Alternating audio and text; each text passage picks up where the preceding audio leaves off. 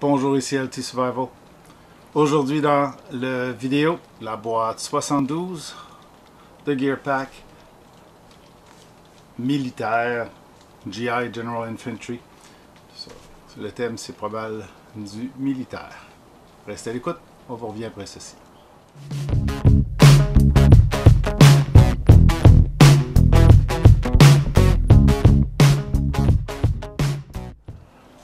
Tel que je mentionnais, c'est la boîte 72 de Gear Pack.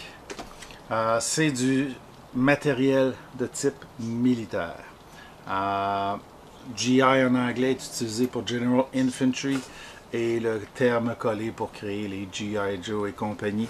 Ça fait que les items sont restés associés avec le GI typique américain. Dans cette boîte-là, moi j'ai le 3e niveau, le niveau Advance. Puis vous remarquez, je suis dans le shack et il est complètement fermé. Parce que c'est la nuit dehors. Il fait relativement froid dehors, autour de 10. Ici, il fait au-dessus de 20. Puis je pourrais pousser le chauffage là, pour le monter encore plus. Là. Mais c'est trop chaud. Fait que j'ai mis mes lumières, mes floodlights de cinéma. Et on fait quand même un petit vidéo à ce moment-ci pour vous. Le dévoilement de la boîte. So, on commençons avec le niveau basic. Le coût de la boîte basic est 24,99. La valeur que je vais avoir à l'intérieur autour de 35$, 34,98. Le premier item, c'est vraiment un item quasi souvenir. J'en ai un identique en bas. Une tuque de lainage, là, mais en acrylique 100% officiel du GI. Là, c'est le tuque classique du GI en laine ou en acrylique. Là.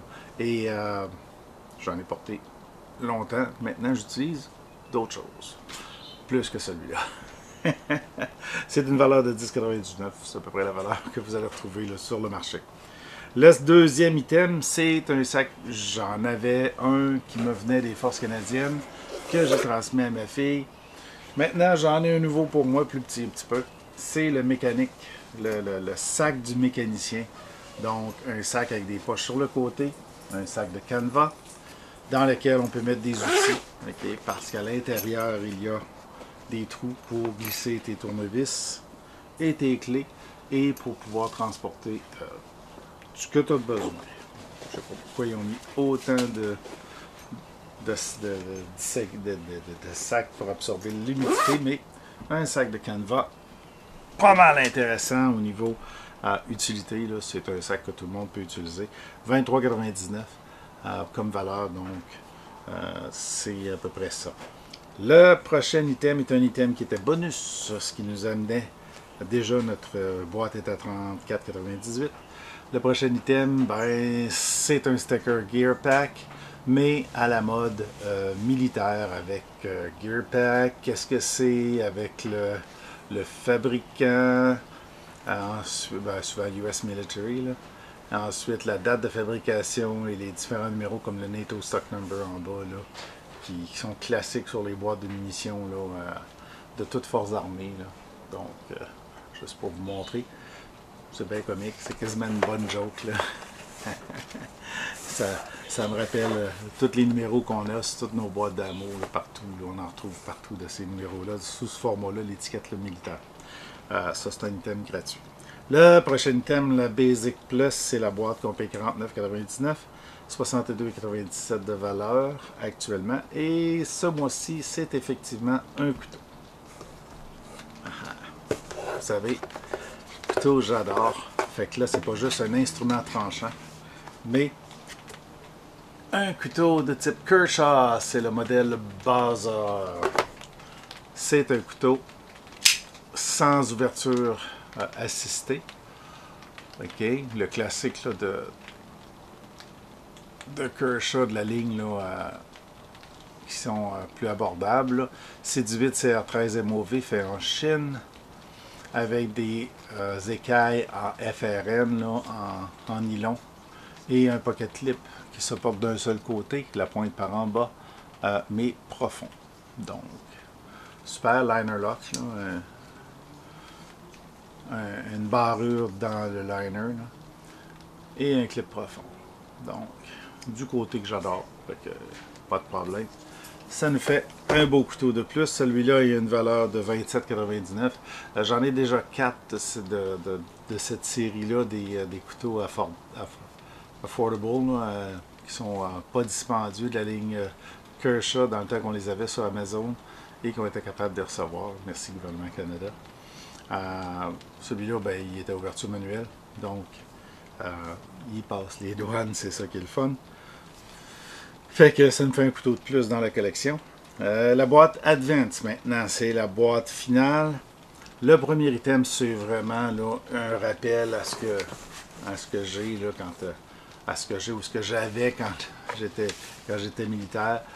La bonne vieille cantine, la bonne vieille gourde de plastique. Celle-là est un petit peu plus petite que ce qu'on a ici au pays. Probablement une pinte plutôt que un quartz là, ou une pinte, plutôt que le litre comme on a ici. Les autres sont probablement plus sur le 16. Ce qui est intéressant, ben, à l'intérieur, il y a toujours la tasse. Mais l'autre partie qui venait avec, c'est un petit peu plus dur à enlever. Parce que là, celui-là, je l'insère à l'intérieur de la tasse plutôt qu'à l'extérieur. C'est le poêle. En fait, c'est le stand pour faire un feu en dessous ou pour avoir des pilules d'exémine ou de poêle esbite, des combustibles solides, qu'on met notre tasse dessus puis on peut faire bouillir notre eau. Donc, c'est vraiment intéressant parce que c'est un petit item là, qui permet d'avoir de l'eau chaude malgré que tu as une cantine en plastique. Ça fait tout dans l'étui. L'étui est sur le vieux style des modèles clip Alice, donc post-guerre du Vietnam. Les États-Unis avaient passé avec un nouveau système qui est le Alice, qui a conduit après ça au mollet.